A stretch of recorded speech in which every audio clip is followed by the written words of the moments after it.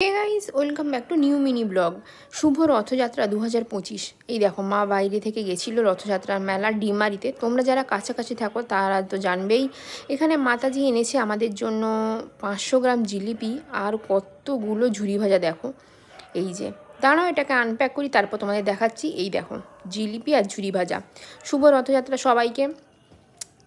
তো তারপরে দেখাই পরের দিনের ব্লগ ছিল। আমরা রেডি হব বলে গল্প করছিলাম, মাঝখানে দেখলাম গুড ওয়াইফ হটস্টারে। তেমন কিছু খাস লাগলো না, 4টে এপিসোড ছিল, বাট কিছুই খাস নয় তেমন। পরের দিন আবার রেডি হওয়ার তাড়া ছিল, তাই এই ব্লগটা একসাথেই দিয়ে দিচ্ছি। বিকেলবেলা টাইম বেজেছে এখন 5:30 মতো। দেখো এখানে আমরা রেডি হয়ে গেছি, 6টার সময় গাড়ি বলা ছিল। আমি আজকে অবশ্য চুলটাকে স্ট্রেট করেছিলাম।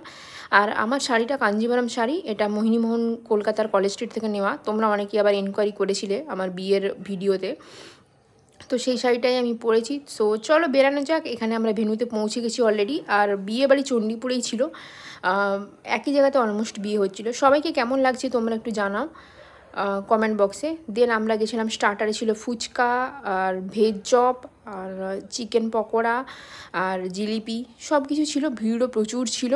তো এখানে দেখো আমার বোনকে কেমন লাগছে। এখানে আমরা কিছু ফটোও নিলাম। আজকের ব্লগটা এইটুকুই। আর এখানে বেস্ট পার্টটা হচ্ছে গণেশ ঠাকুরটা সাজিয়েছিল, খুব সুন্দর লাগছিল দেখতে। ভালো লাগলে আমার ব্লগটা লাইক শেয়ার সাবস্ক্রাইব কমেন্ট করতে ভুলো না। দেখা হচ্ছে নর্মাল ডের ব্লগ। বিয়েবাড়ির রিসেপশন শেষ হয়ে গেল, আমার কাজিনরা ভালো থাকুক। Congratulations to both of them. So চলো আজকের ব্লগটা এইটুকুই। রিসেপশনের ব্লগে আমরা খেতে বসেছি, তোমরা দেখতেই পেয়েছো। বাই, সবাই ভালো থাকো, টাটা।